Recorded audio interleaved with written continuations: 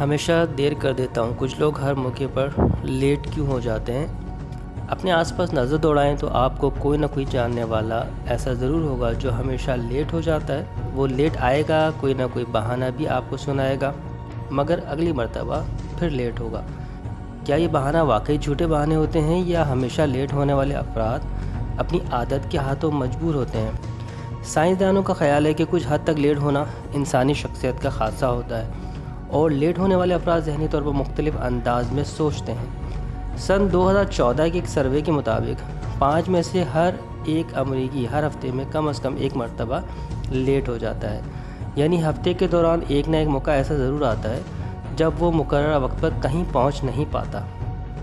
کتاب لیٹ کی مصنف گریس پیسی کہتی ہیں کہ عام افراد 2 طرح کے ہوتے ہیں.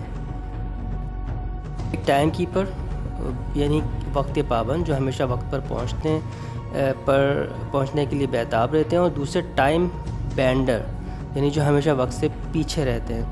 وہ کہتی ہیں کہ ٹائم بینڈر یعنی ہمیشہ وقت سے پیچھے رہنے والے افراد کو روٹین پسند نہیں ہوتی، انہیں یکسانیت سے بہت کوفت ہوتی ہے، اس لیے وہ بہت جلدی بور ہو جاتے ہیں. ان کے مطابق ٹائم بینڈر افراد کو اگر کسی کام میں دلچسپی ہو تو وہ اس پر بھرپور توجہ مرکوز کر سکتے ہیں، اور اگر ان کے پاس وقت کی کمی ہو تو ان کا کام نہایت مؤثر ہو جاتا ہے.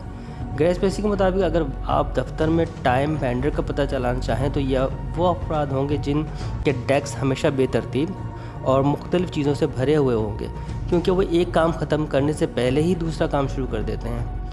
تو کیا آپ میں بھی کچھ ایسی خصوصیات ہیں؟ کتاب دی ایکسٹینشن ایفیکٹ کے مصنف ڈیوڈ رابسن کہتے ہیں کہ ہر کام نفاست سے اور وقت پر کرنا شخصیت کا ایک اہم حصہ ہوتا ہے. وہ کہتے ہیں کہ اس کا پتہ آپ لوگوں سے پوچھ کر چلا سکتے ہیں کہ وہ زندگی میں کتنی ترتیب پسند کرتے ہیں. ہو سکتا ہے کہ ہمیشہ دیر کرنے والے لوگوں میں یہ چیز تھوڑی سی کم ہو، مگر یہ بات یہیں ختم ہو جاتی ہے یا اس سے بھی بڑھ کر کچھ ہے. گریس پیسی کہتی ہیں کہ ٹائم بینڈر لیٹ ہونے والے افراد کو وقت احساس مختلف انداز میں ہوتا ہے. ان کا ہر منٹ ایک جتنا طویل نہیں ہوتا.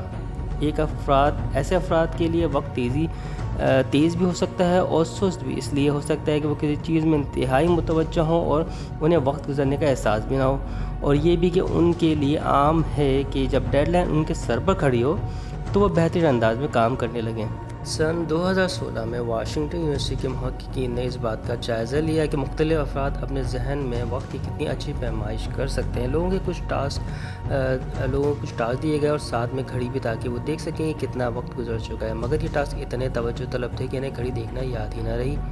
تو سائنسدانوں نے پایا کہ کچھ لوگ ذہنی طور پر وقت گزارنے کا زیادہ بہتر اندازہ رکھتے ہیں. کئی لوگوں کو جہاز یا ٹرین کبھی نہیں چھوٹتی، پر اگر انہیں اپنے بچوں کو اسکول وقت پر چھوڑنا ہو تو یہ کام وہ نہیں کر پاتے. ایسا کیوں ہے؟ گریس پیسی کہتی ہیں کہ ٹائم بینڈر افراد ہر چیز کے لیے لیٹ نہیں ہوتے، بلکہ صرف وہاں لیٹ ہوتے ہیں جہاں انہیں لگے کہ اس کے نتائج انہیں بھگتنے ہوں گے. اس لیے ہم سب سے زیادہ تاخیر اس وقت کرتے ہیں جب ہمیں کسی چیز کی ڈیڈ لائن نہ دی گئی ہو اور نہ ہی ہمیں اسے پورا کرنے کے نتائج سے آگاہ کیا گیا ہو، مثلاً سماجی ملاقاتیں اور ایونٹس وغیرہ. اس لیے اگر یہ کہا جائے کہ ہم تب وقت پر پہنچتے ہیں جب یہ اہم ہو تو ہمارے آس پاس کے لوگوں کو یہ سوچ کر تکلیف پہنچ سکتی ہے کیا وہ اہم نہیں جنہیں انتظار کرنا پڑ رہا ہے. چنانچہ گریس پیسی کہتی ہیں کہ ڈیڈ لائن کی اہمیت سمجھنی چاہیے، اور ایسے افراد کو چاہیے کہ وہ ڈیڈ لائن یا تو خود طے کریں یا پھر دوسروں سے کہیں تاکہ ہم اسے سنجیدگی سے لیں. اور یہ ضروری ہے کہ ڈیڈ لائن پوری نہ کرنے کے نتائج ہوں، کیونکہ دوسری صورت میں ہم نے اس پر عمل نہیں کرنا. پھر اس میں کیا جا سکتا ہے؟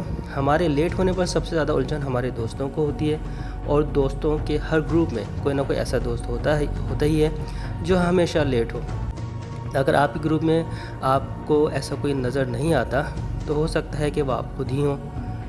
اگر کوئی شخص اپنے دوستوں میں لیٹ ہونے کے لیے مشہور ہے تو مسئلہ مزید خراب ہو سکتا ہے. ڈیوڈ رابسن کہتے ہیں کہ لیٹ ہونے والے افراد اس کا قصوروار اپنے جینز کو اتنا زیادہ ٹھہراتے ہیں کہ وہ خود کو ٹھیک کرنے کی ضرورت تک محسوس نہیں کرتے. اس لیے ہمارے اپنے بارے میں خیالات حقیقت کا روپ دھارنے لگتے ہیں، اور یہ چیز بہت پریشان کن ہو سکتی ہے. حالانکہ ہم تھوڑی سی کوشش سے اپنے اندر بہتری بھی لا سکتے ہیں، مگر نفسیات میں مگر نفسیات میں تازہ ترین تحقیقات ہمیں یہ بتاتی ہیں کہ عادات و اطوار کو بدلنا ناممکن نہیں بلکہ کچھ محنت کے ذریعے یہ کیا جا سکتا ہے۔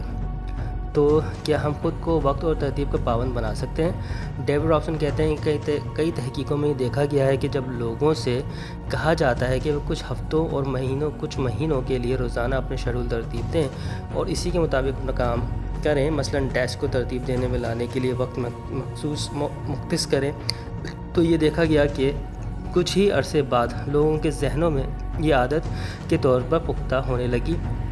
تو اگر آپ بھی ٹائم بینڈر ہیں تو کچھ حد تک ضرور ایسا ہے کہ آپ کی شخصیت کا حصہ ہے، اور کچھ لوگ ذہنی طور پر ہر وقت کے گزرنے کا بہتر احساس رکھتے ہیں، مگر ضروری نہیں کہ آپ اسے اپنی تقدیر مان لیں، بلکہ کچھ محنت کے ذریعے یہ مسائل حل بھی کیا جا سکتا ہے۔ ویڈیو کو لائک اینڈ شیئر کر کے چینل کو سبسکرائب کر کے بیل آئیکن پہ کلک ضرور کر دیجیے گا۔ Thanks for watching.